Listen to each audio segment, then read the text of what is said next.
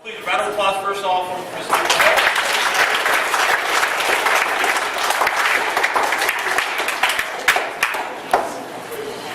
Good afternoon. Decided that we wanted to do something in recognition of Mi'kmaq History Month for here at Headville, but really make this project something that you take ownership for and to be proud of.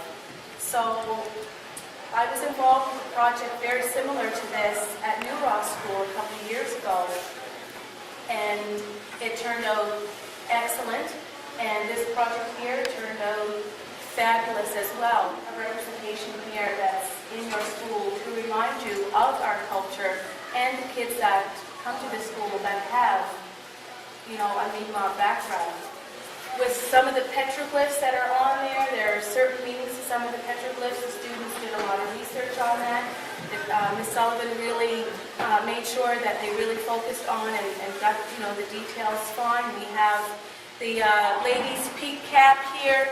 We have the ulu bird. We also have a moose up here, and the crane, and the hieroglyphic for the people, which is Ilmu in Mi'kmaq. So they really took the time and really looked at these symbols and what they meant. And usually we don't see the petroglyphs in color. So to see them in color is just phenomenal. So I'm very proud of all of the students, my cousin Elder Todd Lathdor, who lives close by here, to come and really do the sweetgrass ceremony here. He's also going to do an honor song, a regional honor song for you. And it's a wonderful opportunity. So when you go home, please share what you're learning today, and you know, bring your parents and whoever you know to come in and really take a look at the mural and talk to your peers about their experience doing this. And I'm proud of all of you. You did a fantastic job, and at some point in time, we're going to get a plaque put up here for you so that you can be recognized for your great work. Wonderful experience, and it's really nice to be back here. I've been here a few years ago and brought some of my things, my birch bark canoe, and had a really wonderful time. Really nice to be back again.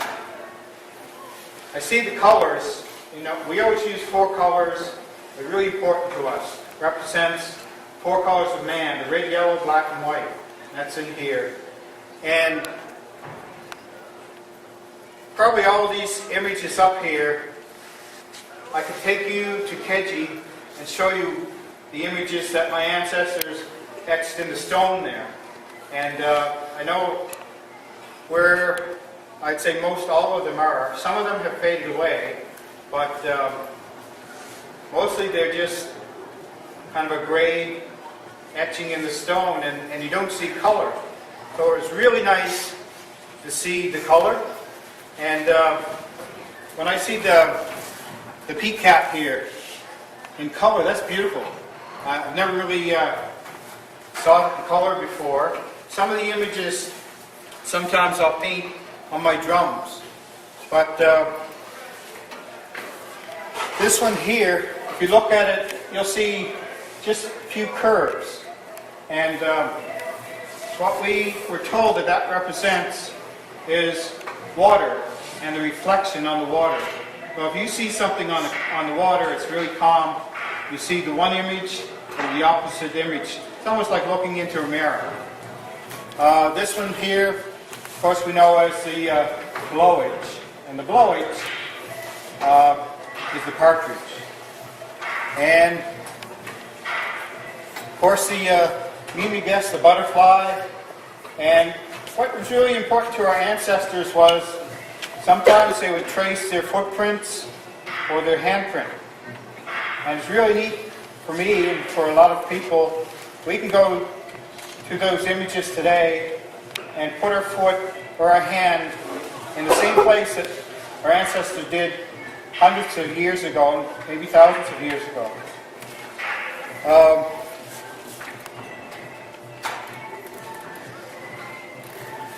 Of course, the canoe is really important to me because I build birch bark canoes. I have one, a 17-footer that's almost complete in my shop. And this one here tells us the story of our ancestors when they used to hunt. Of course, they had to hunt for food, but they go in a birch bark canoe and they would hunt the whale. And if you could imagine paddling in the ocean today, in a canoe is quite a challenge, but then to go and hunt the whale, it's just quite incredible. This story up here, some of you might know, what we call the Kulu. And the Kulu was a giant bird, and it contained magical powers, and our people would try to hunt the bird, but the bird was big enough that it would hunt our people also.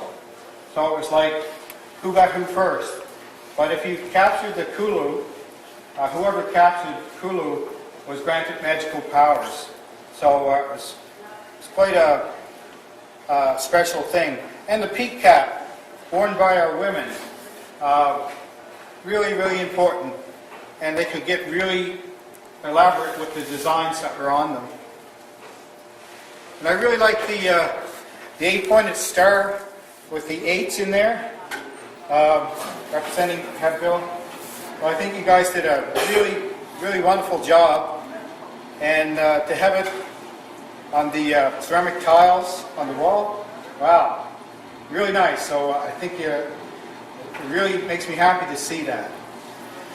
So one other thing I want to mention, this little symbol here, which means the people, or Olnu.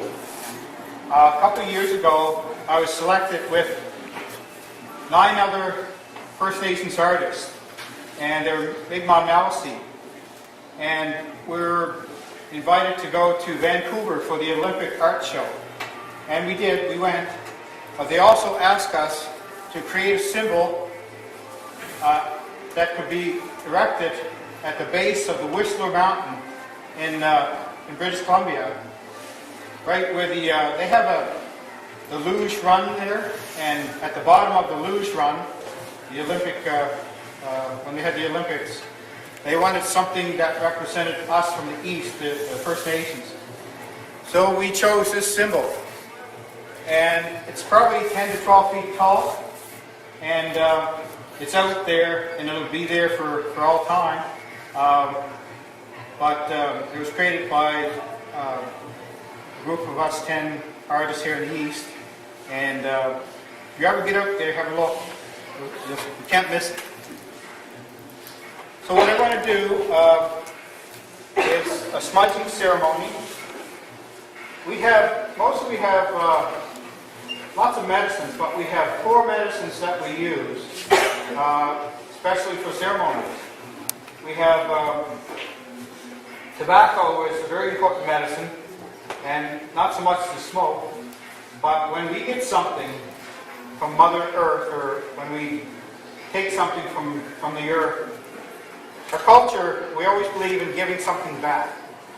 And we say thank you. So we'll take some tobacco and say thank you, and then we'll sprinkle it on the ground, or maybe by a tree or whatever or if we get an animal or something, or we're hunting, we always offer tobacco as a thank you.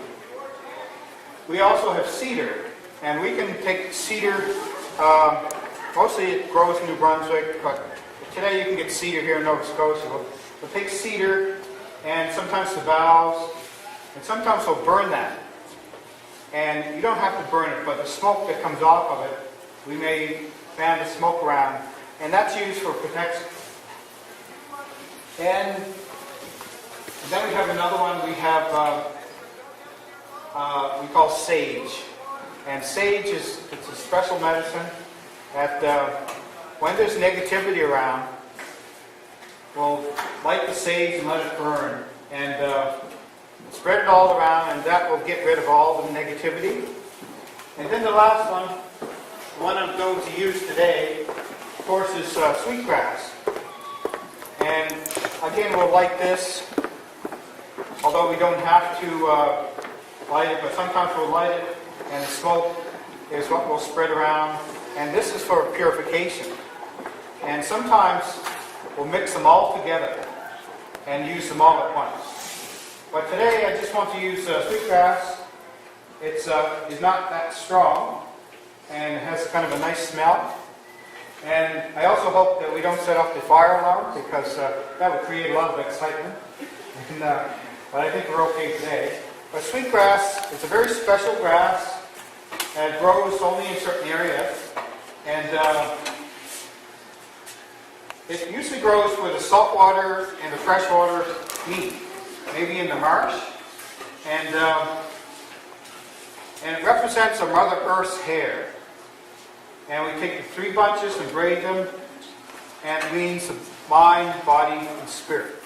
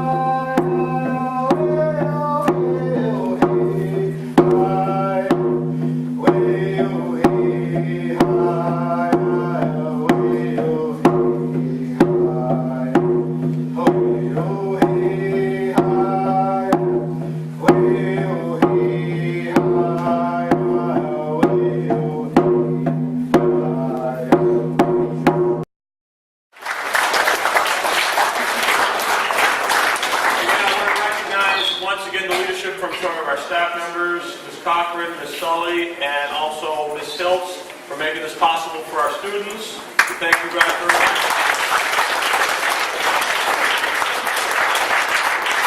And I want to thank our grade 9s for, again, we have great leadership here at Hempel Academy, and once again, you displayed some outstanding leadership.